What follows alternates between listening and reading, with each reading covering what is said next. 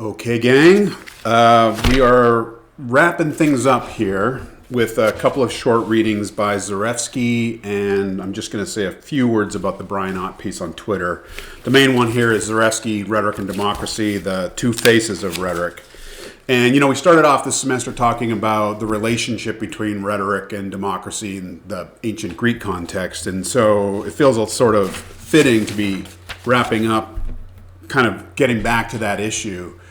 I ask this question on the occasional test of what do you think is the situation with rhetoric today? Where are we? Where do you think we are? And the final paper that looks at the Black Mirror episode is sort of making a case on quietly, indirectly, kind of making my own case for where we are.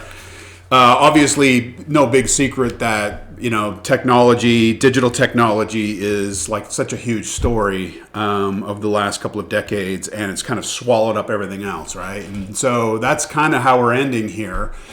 But it's not just about technology or the digital or whatever. It's really about kind of the moment we're in, trying to sort of think about life in the first few decades of the 20th century.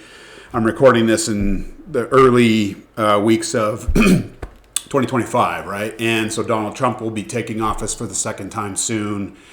There's fires raging in Los Angeles right now, and that's causing all kinds of ripple waves in terms of what's going on and theories and all the rest of it. So, I've been teaching rhetoric classes for 20 years, and we're in a very unique position, both sort of socially, politically, culturally, and in terms of where rhetoric is.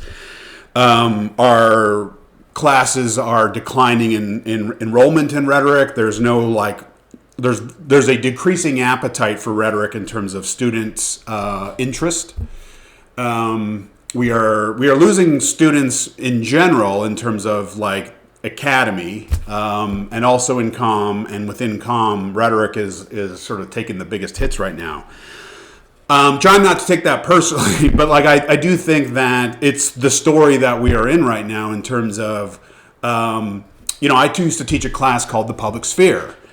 And I took this grad seminar, over 20 years ago on the public sphere. And so I created this class on this thing that I thought was really the most important intersection between rhetoric and democracy is the public sphere. Zarefsky talks about this a little bit, right? Is you need a culture, a sphere, a space of a certain kind of activity in order for the promises of democracy to be realized, right? And so I taught this class for a number of years, and it was actually my favorite class, and I think it was my most successful class, and the students were challenged, but they really brought it in terms of their ideas and their questions.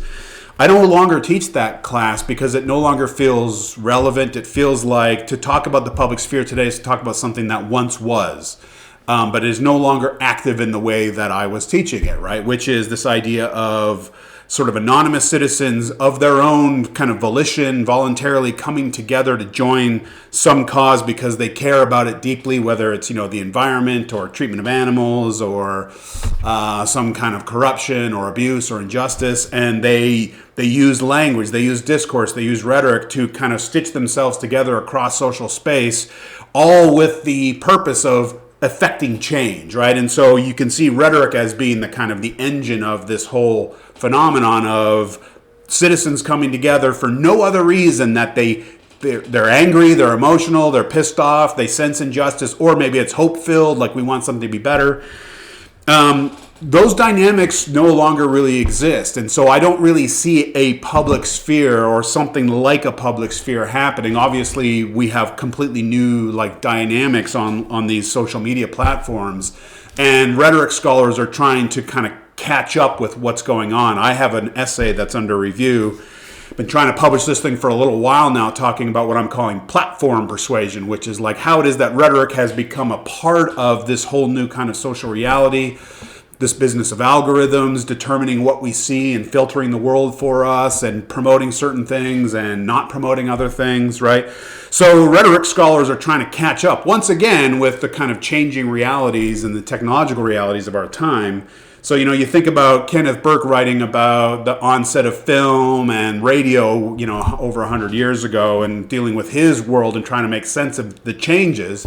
His concerns about nuclear technology and mass warfare and so on, right? Well, here we are now, and we are confronting a whole new kind of sea of technological changes, cultural, social, political, right? And so I'm trying to keep up. I'm trying to write and research and think about like what's going on here. But what seems evident is that rhetoric, in terms of something that we teach as a kind of aspect of our citizenship, this idea of rhetoric and the civic sort of function or purpose of rhetoric. Some people think that rhetoric is associated with a civic purpose, right? It's like from its birth, rhetoric was wedded to the fates and fortunes of our political lives, our civic lives. And so we should always be using rhetoric to better strengthen and maintain our communities, our democracies, our publics, and so on.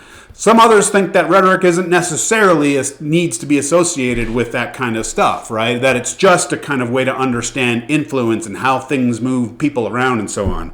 Count me as someone like Zarefsky who thinks that rhetoric plays an important role in the quality of our democratic community. And, just to put my cards on the table, it seems like things are really, really, really, really, really bad and or changing in fundamental ways right now. And maybe there's a better future, a new, rhetoric horizon that awaits for us. I'm not quite sure what it is. I'm trying to speculate. I'm trying to imagine. But obviously it has a lot to do with our devices and the harnessing powers of digital scaling and so on, and reach and immediacy and speed. And so lots changing. And I just wanted to finish off by kind of re-sketching some of the big pieces here. And so the Zarefsky looks like a chapter is a nice way to kind of remind ourselves of like, all right, what's rhetoric and democracy? Like, how do we want to think about that today? Where are we? And so on. So this business of two faces, I'll just kind of do this quickly, right? So we have within our democracy, we have two faces of rhetoric. We have kind of like the good face and the nasty face, or the like, the deliberative face. He calls it invitational. It's about conversation. It's about that public sphere model where people coming together to try their best to make change through using their arguments and their learning and their training. Now, again, the public sphere model that I'm familiar with is like pre-internet, pre-social media, where research and learning and training is a lot of effort, right? In terms of like, I've learned this about this problem. I've had to do a deep dive. I've had to go places. I've had to talk to people, or I experience it directly myself, right? Now we can learn things across the world in a blip of an eye and get really worked up. And it's so the logic of today's public, pseudo-public, virtual public, whatever, is quite different. But, the way that he's talking about this deliberative phase of rhetoric is very much about, it's a slower model. It's a kind of face-to-face model. It is a conversational model. It is a turn-taking model. It is a model built on kind of some measure of trust in terms of I'm going to listen to you because I know you're going to listen to me, and we kind of take our turns, right? It's a game that we play together, and not a game that we're trying to get people out of the game or to try to play a different game from someone else because we don't want to play that game because we hate them and we want them gone, kind of thing, right? So, Zarefsky's great. He's he's a retired scholar of communication, rhetoric, political comm, argumentation. One of the brightest, clearest thinkers and writers. I had the good fortune of getting to know him a little bit. Our public speaking class used his public speaking textbook for a number of years. So every once in a while, he would come visit us and we would hang out. And I remember, seeing him talk. He's brilliant, clear, like just so clear-headed, clear writer. And so I like reading him. It just feels refreshing. So he first starts off talking about, democracy. What is democracy? Obviously, it's sovereignty of the people, rule by the majority, and so on. He says it involves three kind of necessary norms. The first one is political equality. democracy requires the most voices that we can get, and so that requires as much equality as we can manage. Related to that is majority rule. Okay, we've all had our say. The majority opinion wins. Enough people want to go in that direction. Whether or not that's the right direction, the most people want to go in that direction, so majority wins. And then third is minority rights. That kind of goes along with the first one in the sense that, not everyone is sort of on the same plane, footing, and so on. So we got to try to, the rule of all by all, we got to try to take care of each other and give each other the best chances to participate in this thing, right? These are kind of minimal requirements for this democracy thing. The next thing that or one thing that he also talks about is this business of rhetorical culture. He mentions the Tom Farrell book that came out back in the 90s, The Norms of Rhetorical Culture. It was a hugely important book, right? It's like rhetoric is involved in sort of the norms, the conduct of how we conduct ourselves within the culture of democracy, which has to do with the sort of the atmosphere of conversation and the atmosphere of, listening and learning, and we can disagree and we can even shout at each other. Sometimes on campus you'll see like some speaker come to campus or someone who wants to reach the students, and they stand on those walkways by the library, that big sort of intersection, and they say their piece, and sometimes students will say, I disagree, or, they want to get into it. And you see that happening, and that's, what's more pure in terms of like the expression of democracy than something like that, where two people who don't really know each other and come from different kind of perspectives are hashing it out, right? And that's all fair game and good and well, and that's sort of what we want. So that's the kind of the first phase, is this like invitation to deliberate phase. And this is the page 120. The way he talks about rhetoric and democracy and deliberation on 120 is really good, right? In that second paragraph, he says, this sketch represents one face of democratic rhetoric. It's invitational. In this view, we recognize that all discourses are partial, put forward as ways to formulate and test claims. Speakers and listeners together are engaged in the search for phronesis, which is practical wisdom and making good judgments, the best decision you can make given the circumstances. He does mention that, democracy is all about making decisions in situations of uncertainty. And I think we forget that sometimes. And maybe part of our problem today is like our devices serve up certainty, right? They give us 100% of whatever it is they're giving us. These are not nuanced devices. These are not complexity devices. These are daggers of information coming into our brains. And when these platforms promise us things, they deliver, They give us results, and they give us clarity, and they give us like big, fat, juicy doses of whatever, but they lack nuance and complexity, and they lack slowness, and all of that stuff is where the best decisions come from. Whereas the devices and the social platforms give us quick results, immediate reactions, impulse, rage, sensation, right? All of that stuff crowds out our ability to have sane, engaged, extended conversations with one another. Not to say that it never happens, but I spend a decent amount of time looking at comment sections of comments and posts online, and it's never the patient, studious, appreciative, turn taking that you might want in a more robust exchange. It's always just like, how many steps until someone calls someone Hitler or racist or whatever, right?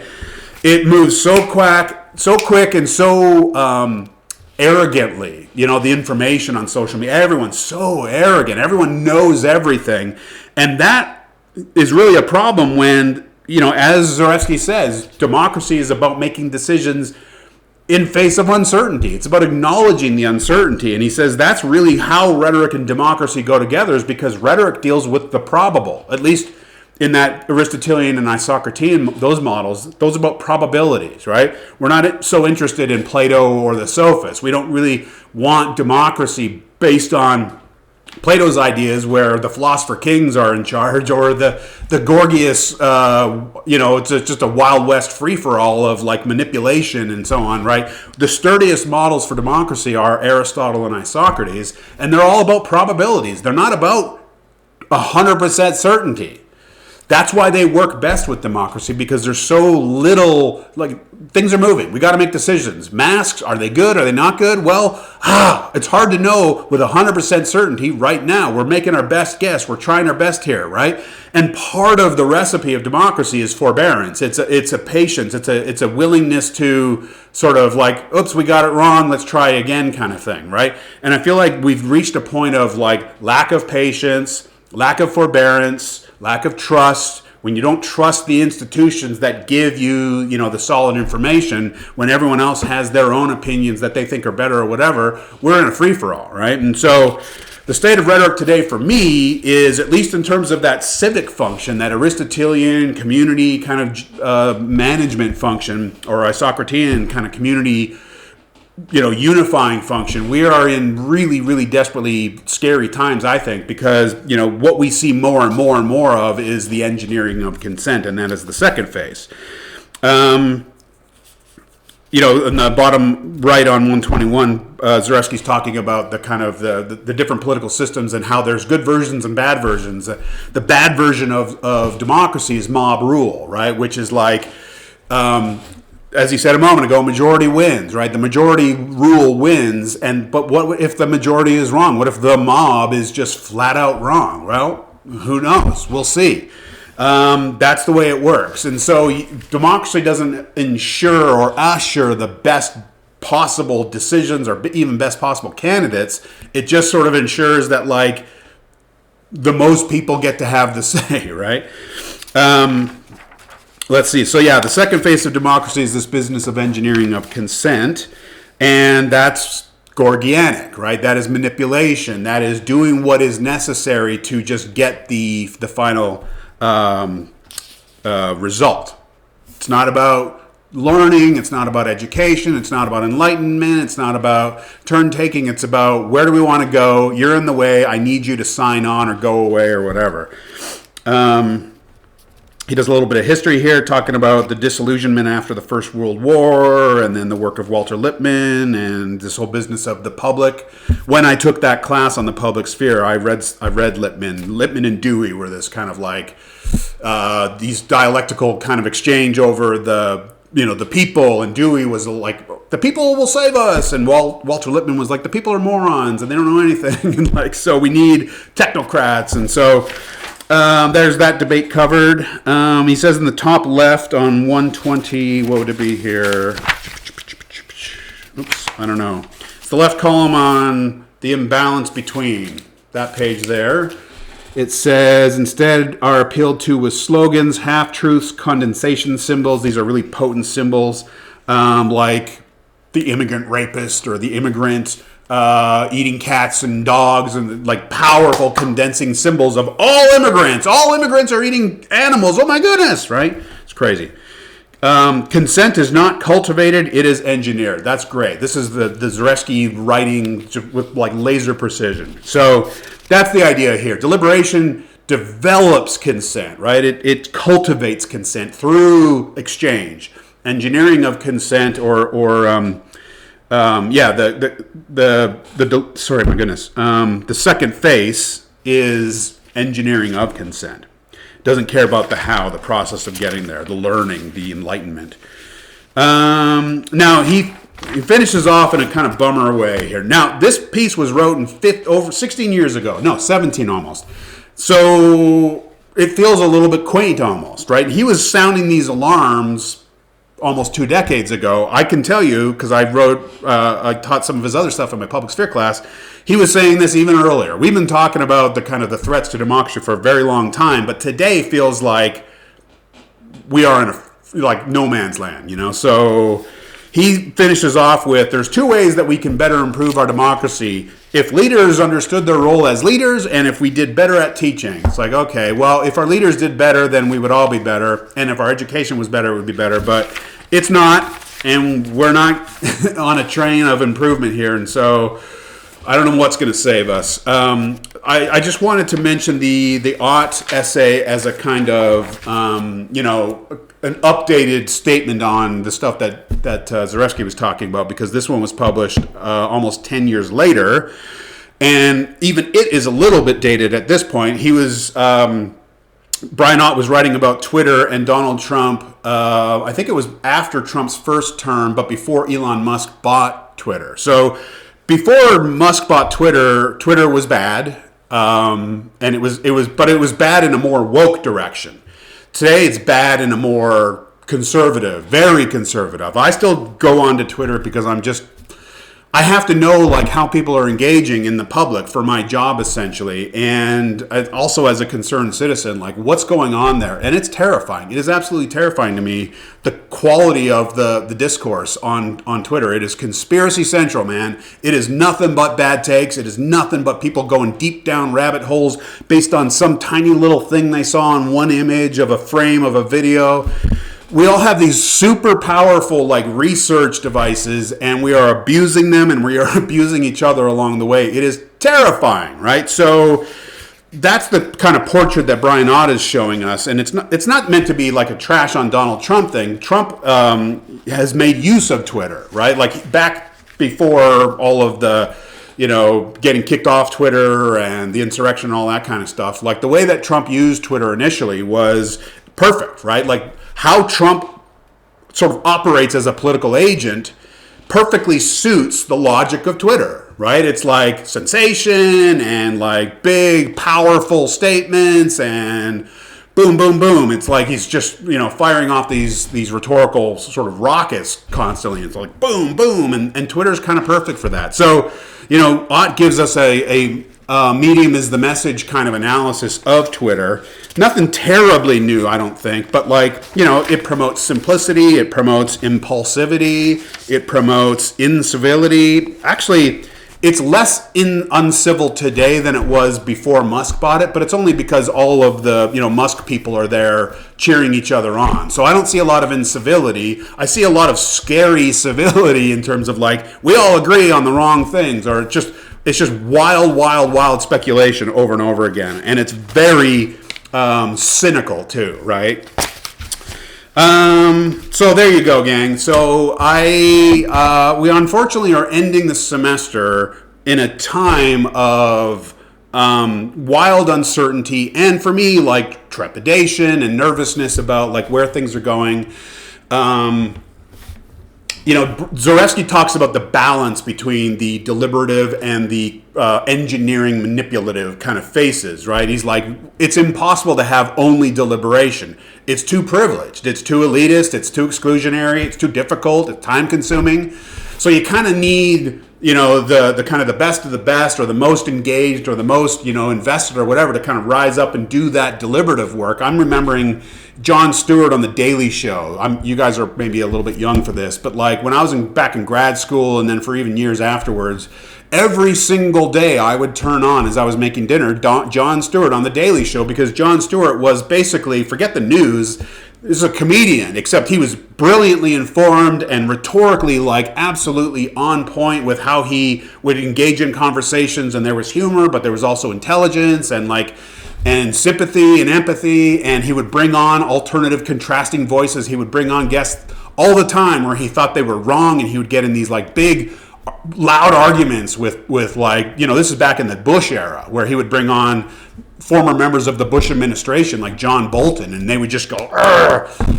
That feels healthy. That feels necessary. Now, Jon Stewart's gone more kind of straight up. I'm just going to say the things that people want to hear, which is sort of the tendency in general. So there's not a lot of cross political division talk, which is more of that deliberative side. There's just so much hatred and mistrust and cynicism, and so in order to have that healthy democracy, you need more people coming, kind of leaning into that awkward middle space of the unknown. But social media makes it easy for us to kind of just pull away into our camps and only agree with each other that we agree with, and hate the people that we don't agree with.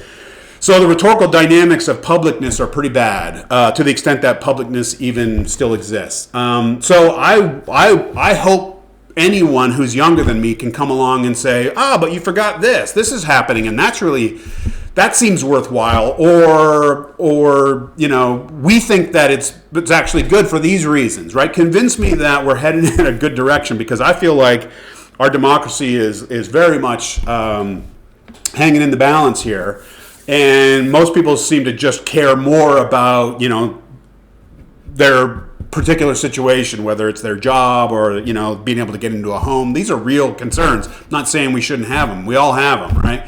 But what about that larger thing that connects us all? It's doing quite poorly lately. And just because we avoided a second insurrection doesn't mean that everything's hunky-dory. So I'm trying not to be too gloomy here, because I care deeply and I want things to go good, even though I'm not even, American. I'm Canadian, but I care a lot because we have similar issues up in Canada. And so we're all kind of connected in all this stuff, and I want it to be better. So, gang, help me out. If you can think of good, promising, exciting possibilities with publicness, with rhetoric, with democracy, that's not just about using algorithms to manipulate people, I'm all ears. Otherwise, I hope you learned some stuff this semester, and I hope it's useful, and I hope you take it out into the world and share it, because we need it. So, wishing everyone well. Thanks for learning along with me, and let's go get them. All right, gang. Peace.